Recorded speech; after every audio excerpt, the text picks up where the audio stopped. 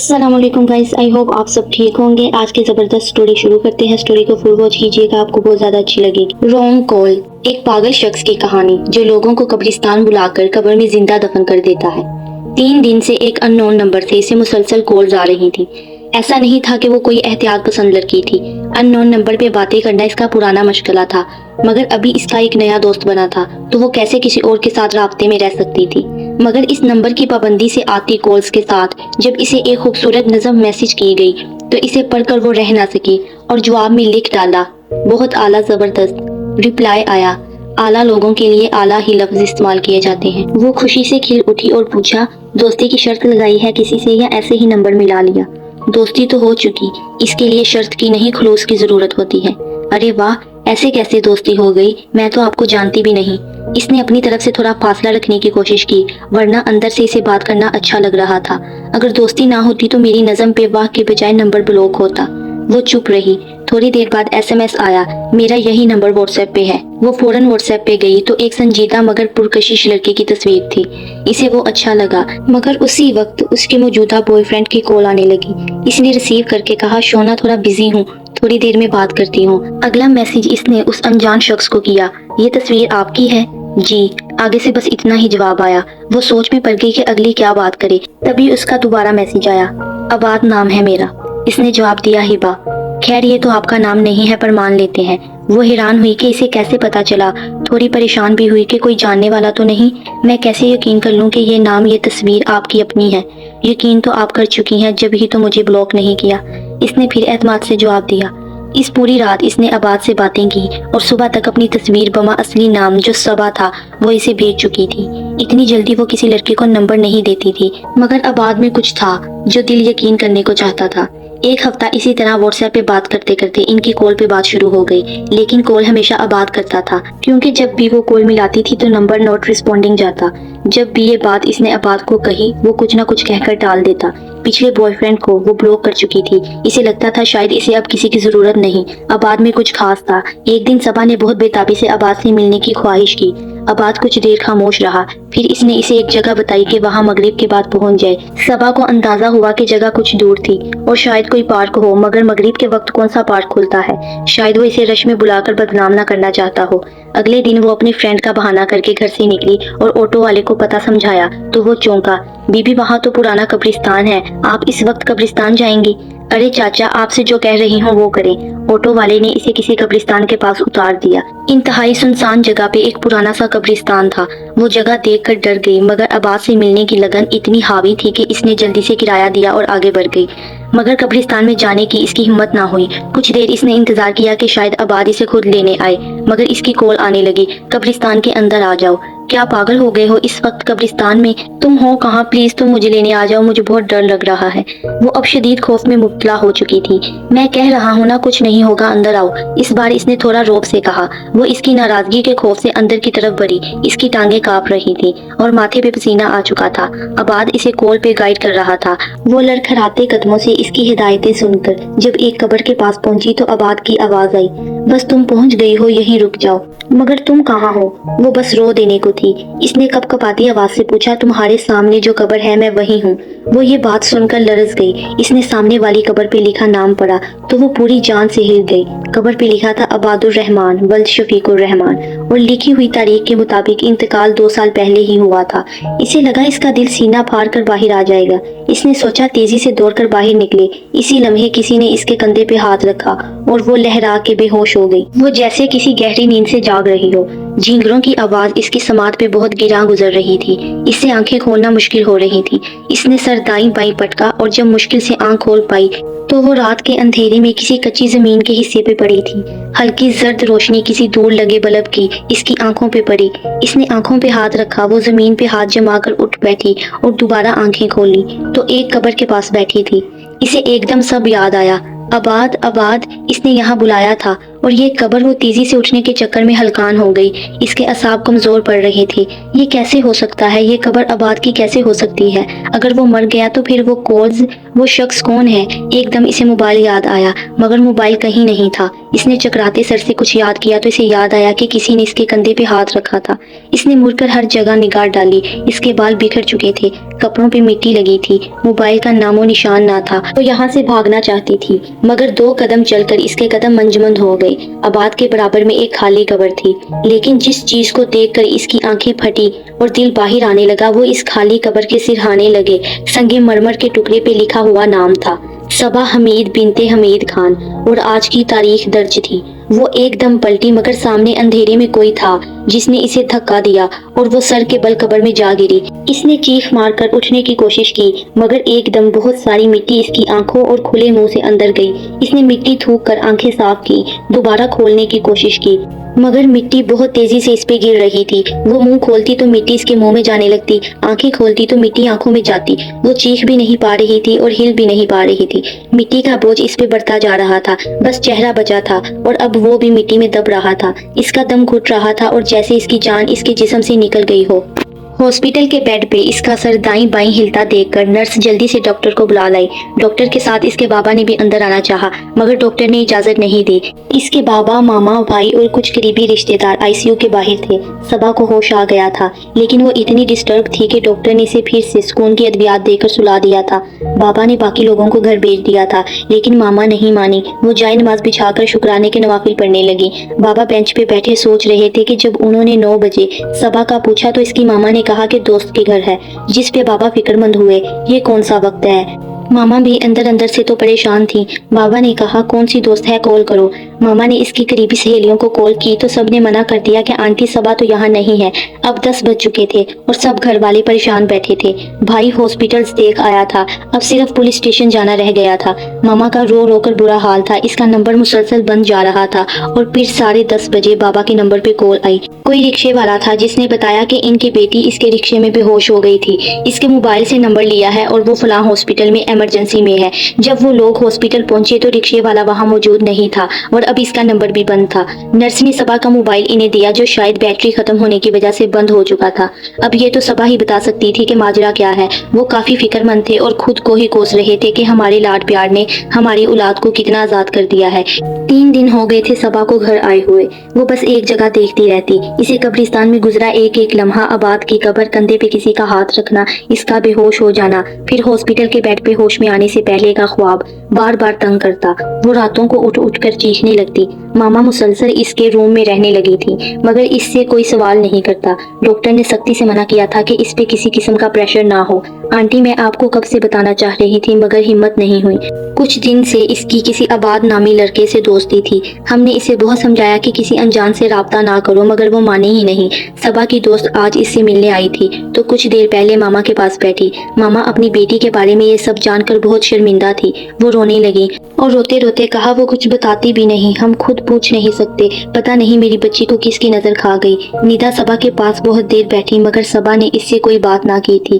تھک کر وہ واپس آ گئی۔ صبا کی ماما نے ہمت کر کے اس کے بابا اور بھائی کو سب بتایا۔ صبا کا بھائی عادل تو یہ سب سن کر آپے سے باہر ہو گیا۔ لے کر آئیں اس کا موبائل، میں چھوڑوں گا نہیں اس لڑکے کو، نمبر دیں اس کا۔ آپ لوگوں کو کہتا تھا مگر میری کوئی سنتا ہی نہیں۔ مہنگے مہنگے موبائل، اکیلی نکل جانا، بہت ڈیل دی تھی آپ نے۔ لوگ طرح طرح کی باتیں بنا رہے ہیں۔ ذیشان اور حیدر روز نائٹ ڈیوٹی کے لیے ساتھ جاتے تھے۔ آج دیر ہونے کے سبب ذیشان نے اسے بائک قبرستان والی روڈ پہ ڈالنے کو کہا۔ پرانا قبرستان آج سے بھی مشہور تھا، اس لیے یہ راستہ کوئی استعمال نہیں کرتا تھا۔ ہمیشہ حیدر ڈرتا تھا اور ذیشان اس کا مذاق اڑاتا تھا۔ آج واقعی دیر ہو گئی، حیدر کو ماننا پڑا۔ جیسے ہی وہ دونوں قبرستان کے سامنے سے گزرے، ذیشان نے اسے گاڑی روکنے کو کہا۔ ابے پاگل ہو گیا ہے کیا، یہاں کوئی رکنے کو کہہ رہا ہے؟ حیدر نے بائک ہلکی کی مگر روکی نہیں۔ ابے میں کہہ رہا ہوں تو رک جا۔ اس کے انداز پہ حیدر نے بائک روکی تو اسے بھی گھٹی گھٹی چیخوں کی آوازیں آنے لگی۔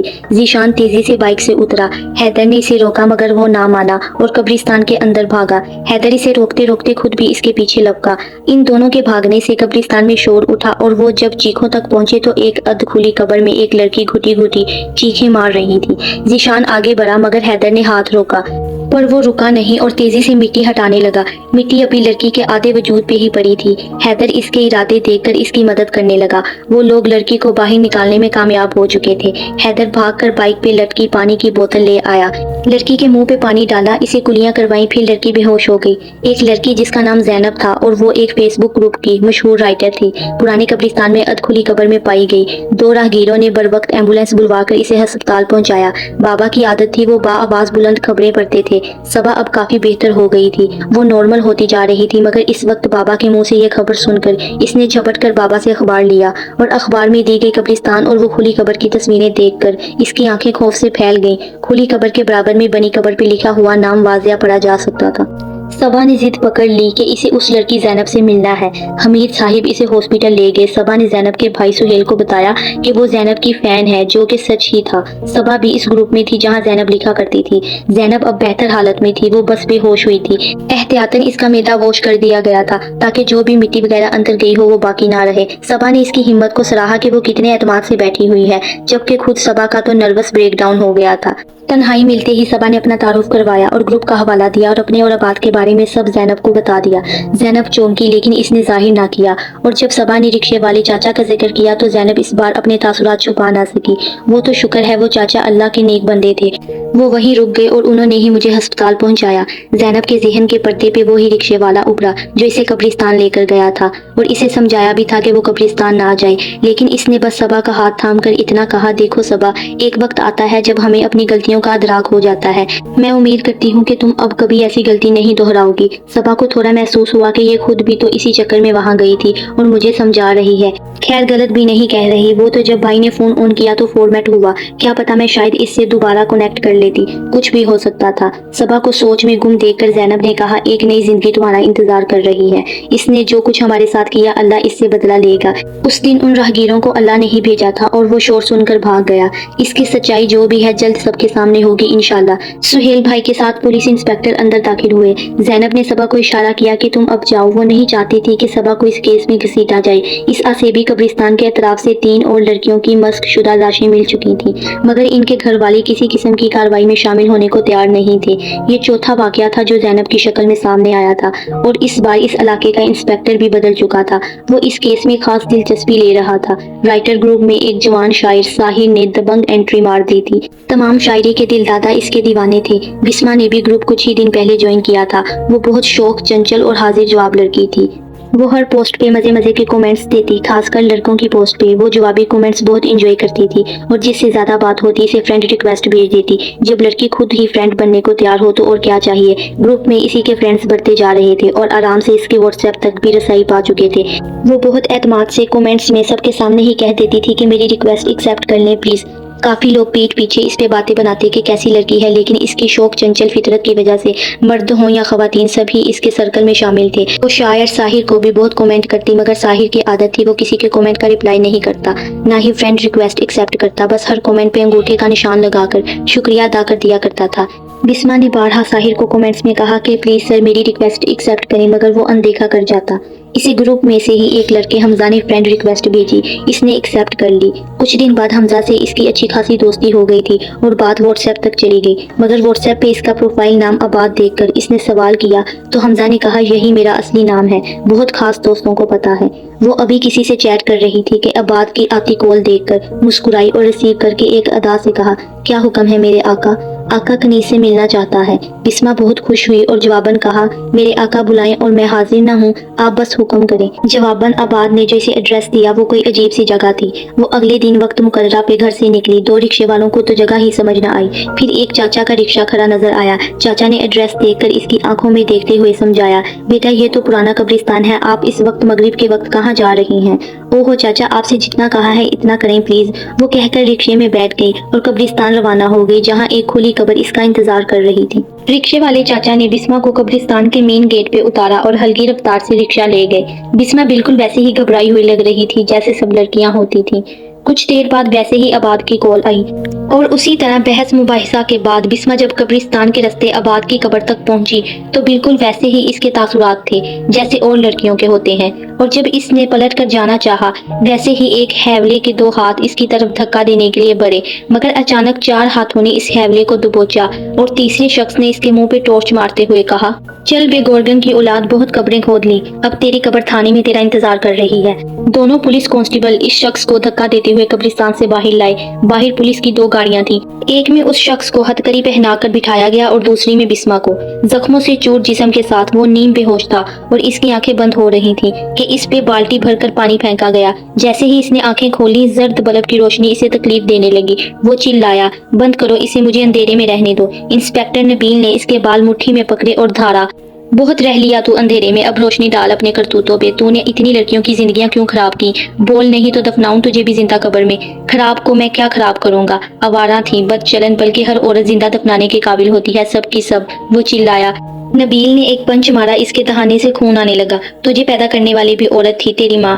اس نے تھوکتے ہوئے کہا، گالی ہے میری ماں، گالی ہے میرے لیے، میرا بس چلتا تو میں خود اسے زمین میں گاڑ دیتا، لیکن میرے باپ نے مار ڈالا اسے۔ وہ جنونی انداز میں ہنس رہا تھا اور ساتھ میں رو رہا تھا۔ ایک حجاب میں لیڈی سائیکیٹرسٹ جو وہاں موجود تھی، اس نے انسپکٹر نبیل کو اشارہ کیا۔ انسپکٹر نے کمرہ خالی کروایا، اب صرف وہ سائیکیٹرسٹ اور نبیل موجود تھے۔ کیوں مارا تمہارے باپ نے اس عورت کو؟ دانستہ ڈاکٹر نے ماں کہنے سے اجتناب کیا۔ میرے باپ کو دھوکہ دیتی تھی، وہ بھی میرے سامنے، 8 سال کے بچے کے سامنے اپنے یار سے ملتی تھی۔ وہ گھرایا، وہ اپنے حواس میں نہیں تھا۔ کب سے ایسا کرتی تھی؟ کیا وہ شروع سے ایسی تھی؟ مارتا تھا میرا باپ نشے میں، بھوکا رکھتا تھا مجھے اور اسے، پھر اس نے محلے کے آدمی سے یارانہ کر لیا، ہمارا پیٹ بھرتا رہا اور وہ فحاشی پہ اتر آئی، پھر گالی دی اس نے۔ 2 دن میں اس مردہ افریت کے پاس بیٹھا رہا، پھر اس کا آشنا آیا تو لاش دیکھ کر پولیس لے آیا، میرے باپ کو اڈے سے پکڑ لیا گیا، اسے پھانسی ہو گئی، ایک عورت نے برباد کر دیا مجھے۔ وہ پھر چیخنے لگا اور رونے لگا۔ پھر کیا ہوا؟ شاباش، ہمت کرو، بتاؤ تم کہاں رہے؟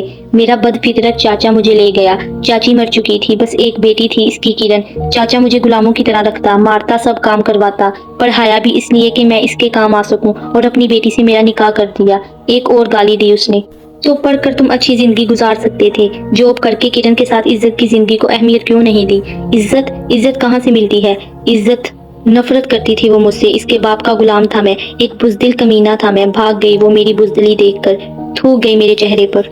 مگر تمہارے پاس تعلیم تھی، تم آگے کیوں نہ بڑھے؟ مجھے کہیں نوکری نہیں ملی، رشوت خور سب کے سب مریں گے جہنم میں۔ میں رکشہ چلانے لگا اور پھر ایک دن کرن مجھے روڈ پہ کھڑی ملی، میں نے رکشہ روکا، وہ مجھے دیکھ کر معافی مانگنے لگی، پیروں میں گر گئی، اس کے ساتھ دھوکا ہوا، عزت بھی گئی۔ میں نے اسے رکشے میں بٹھایا اور اسی قبرستان میں لا کر گھسیٹتا ہوا لے گیا، اس کے دوپٹے سے اس کے ہاتھ باندھے اور وہیں پڑے لوہے کے باندھ سے گڑا کھود کر اسے زندہ دفنا دیا۔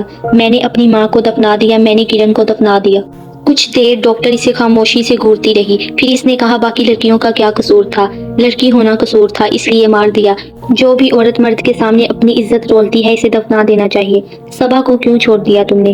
وہ بے ہوش ہو گئی تھی اور میں اسے تڑپتا ہوا دیکھنا چاہتا تھا، اسی لیے واپس لے گیا۔ میں ہی بابا بن کر رکشہ چلاتا تھا، لڑکی کو چھوڑ کر پیچھے والے گیٹ سے اندر آ جاتا تھا۔